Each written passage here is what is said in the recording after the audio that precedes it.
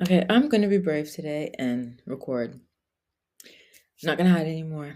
Anyway, today's been an AI heavy week. Lots of long form interviews.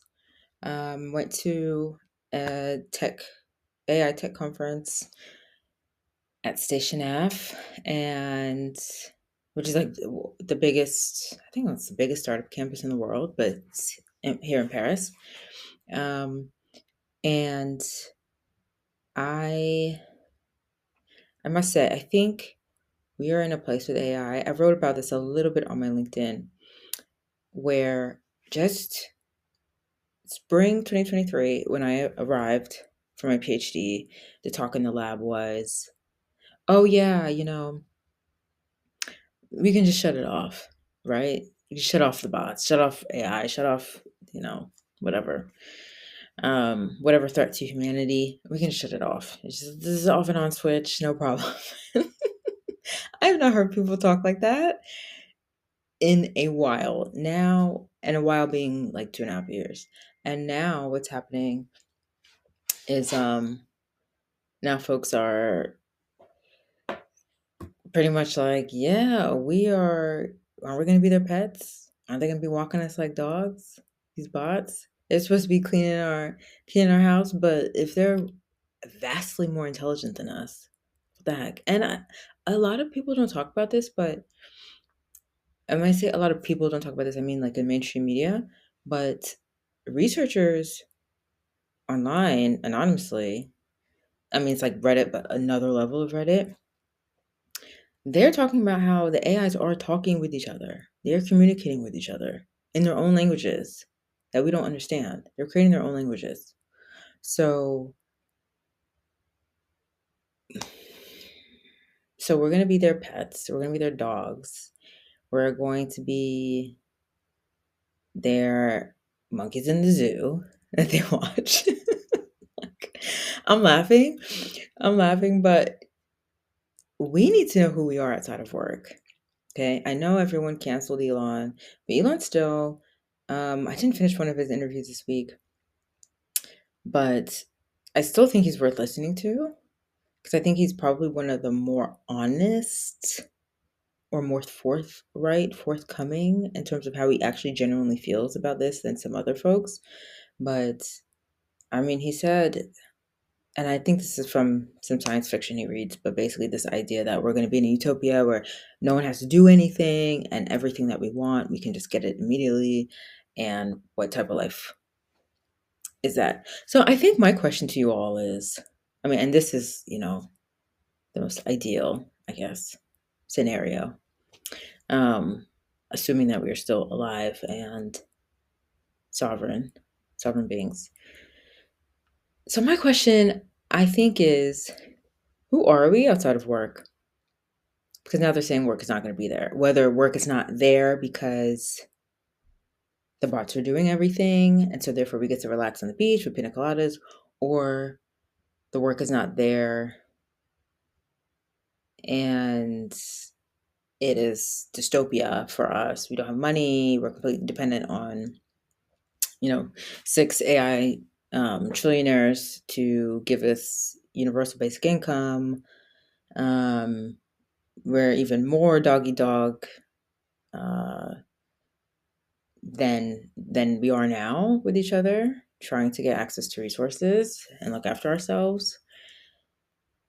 Either way, work is going to change significantly. It already is. So, and just like this whole path to um, success and this trajectory that we've had laid out for us for at least 1 or 2 generations now, that's taken up significant time for a lot of us from a pretty young age.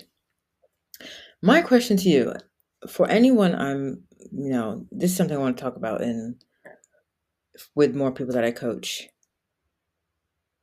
Who are you outside of work? Outside of your LinkedIn, your CV, your resume, who are you? Because you're going to have to deal with that quick, fast, and a hurry. I think one of the silver linings, one of the bright spots, if I could say that, of the pandemic lockdowns was that a lot of us were forced to sit down and pause and really reflect and be present and think about ourselves in this really existential way. And I do think there's a chunk of the population that did that really did them some good to be able to do that, to finally have the time to pause and think and reflect. And then I think a lot of people did move a little bit differently after that. Or maybe it's just my world. I don't know, confirmation bias. But I do wonder, I mean, it's going to be far more people than that the knowledge workers of that era, the laptop people who had to, kind of stop and pause their usual routines around work. So, yeah, who are you outside of work? I mean, I I can say that it was something that I became very okay with, a concept I became very okay with after finishing my master's degree, because I was on a family visa that really didn't allow me to work. I mean, like legally, like I just wasn't able to, um, not officially. So I was spending a lot of time with women who were also foreigners and not working, um, but were in the country with husbands and fiancés. And the more time I spent around them, I realized, oh, okay, we all were somebody before we were here, right? A lot of people were educated and had their careers prior. Um, and I was able to spend time with them and see them for other things outside of what they do officially, let's say for outside money for an outside employer. I was really able to appreciate their roles as mothers and dog moms and sisters and friends and neighbors, all these other things. And then I was able to see for myself, how else in the world do I add value, I'm a sister, I'm a daughter, all these other roles. Um, so it was that really helped me shift. And at that time too, I remember I deleted my LinkedIn. I remember deleting it. I remember um, just not having a LinkedIn. I had my different reasons for it. I think it was I didn't really see the point at the time. I think I also was wanting to change career paths anyway. So I mean that's why I went for my master's.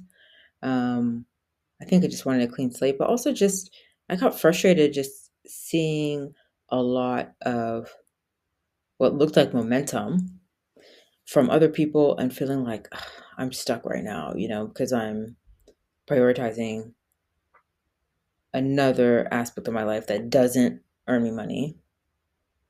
Um, and yeah, I think it was just out of frustration, which I do not advise to do. I don't advise you deleting your LinkedIn. Anyway, I have since built up a LinkedIn again, but I do remember there was a period of time where I didn't have a LinkedIn. When you asked me what I did, I could tell you what I used to do outside of the home, but at that time, legally, in the country, I couldn't work. So that really helped me gain a sense of, oh yeah, I'm still someone of value.